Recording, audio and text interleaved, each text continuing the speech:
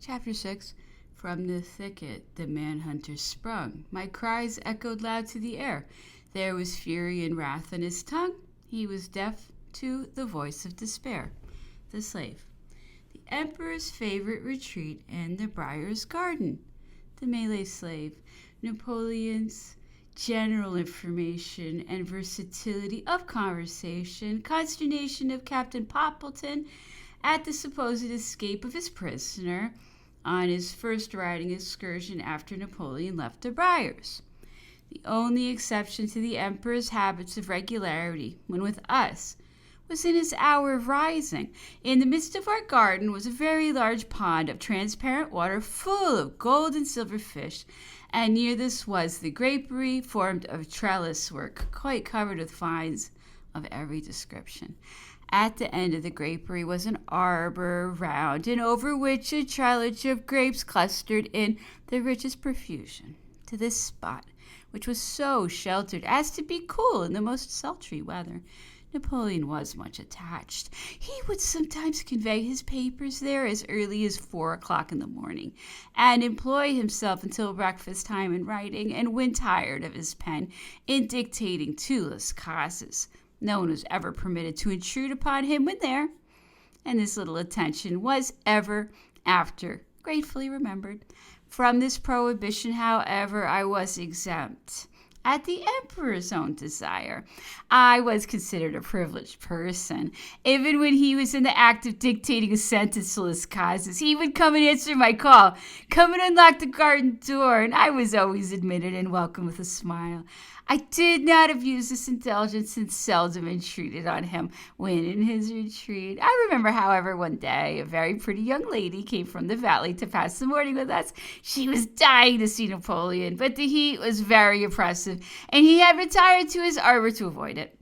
I hesitated for some time between the fear of disturbing him and disappointing my friend, but at last Miss C appeared so mortified at not seeing him that I ran down to the garden and knocked at the door. For a long while I received no answer, but at length, by dint of thumping and calling to the emperor, I succeeded in waking him. He had fallen asleep in the arbor over his papers. He came up to the door and asked me what I wanted. I said, "Let me in and you shall know." He replied, "No, tell me first what it is, and then you shall come in." I was then obliged to say I wished to introduce a young lady to him. He declined seeing her and desired me to say he was unwell. I told him she would be dreadfully disappointed and that she was so pretty. "Not like the lady I was obliged to say agreeable things to yesterday," he rejoined. I assured him she was quite a different person, being very young and handsome. At last I succeeded in getting the door open. As soon as I found it unlocked, I ran up to the table where he had been writing and snatched up his papers.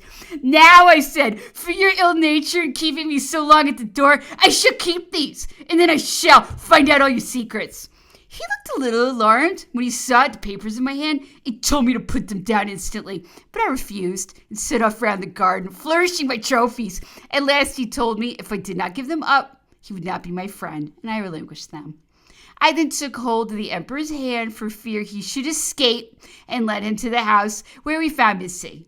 I introduced her to Napoleon, and he delighted her excessively by his compliments on her beauty. When she was going away, he walked down the lawn with her and lifted her onto her horse.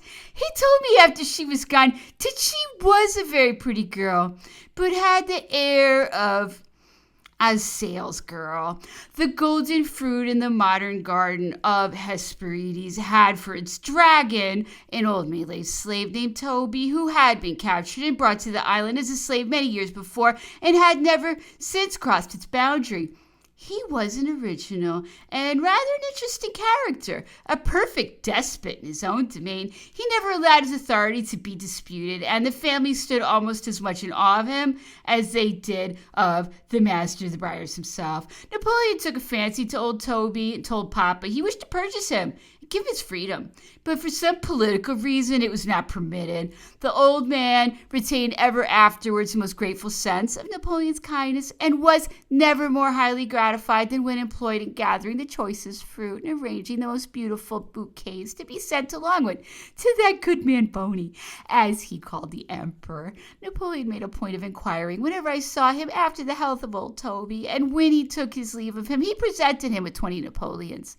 The emperor was very accessible while at the Briars, and knowing how much it would delight us, he seemed to wish to return any little attentions we were able to offer him by courtesy and kindness to our friends. My father, one day during his residence with us, invited a large party, and the emperor said he would join us in the evening. He performed his promise and delighted everyone with his urbanity and condescension. When any of our guests were presented to him, he usually inquired his profession and then turned the conversation upon some topic connected with it. I've often heard wonder expressed at the extent of Napoleon's information on matters of which he would hardly have been expected to know about. On this occasion, a very clever medical man, after a long conversation with the emperor on the subject of his profession, declared his astonishment to my father at the knowledge he possessed and the clearness and brilliancy with which he reasoned on it. Though his theories were sometimes rather heterodox, Napoleon told him he had no faith whatsoever in medicine, and that his own remedies were starvation and the warm bath. At the same time, he professed a higher opinion of the medical, or rather surgical profession than of any other. The practice of the law, he said, was too severe an ordeal for poor human nature, adding that he who habituates himself to the distortions of truth and to exultation at the success of injustice will at last hardly know right from wrong. So it is, he remarked, with politics. A man must have a conventional conscience. Of the church also, les ecclesiastiques, he spoke harshly, saying that too much was expected from its members and that they became hypocrites in consequence. As to soldiers, they were cutthroats and robbers, and not the less so, because they were ready to send a bullet through your head if you told them your opinion of them. But surgeons, he said, are neither too good nor too bad. Their mission is to benefit mankind, not to destroy, mystify, or inflame them against each other. And they have opportunities of studying human nature as well as of acquiring science. The emperor spoke in high terms of Larry, who he said was a man of genius and of unimpeachable integrity.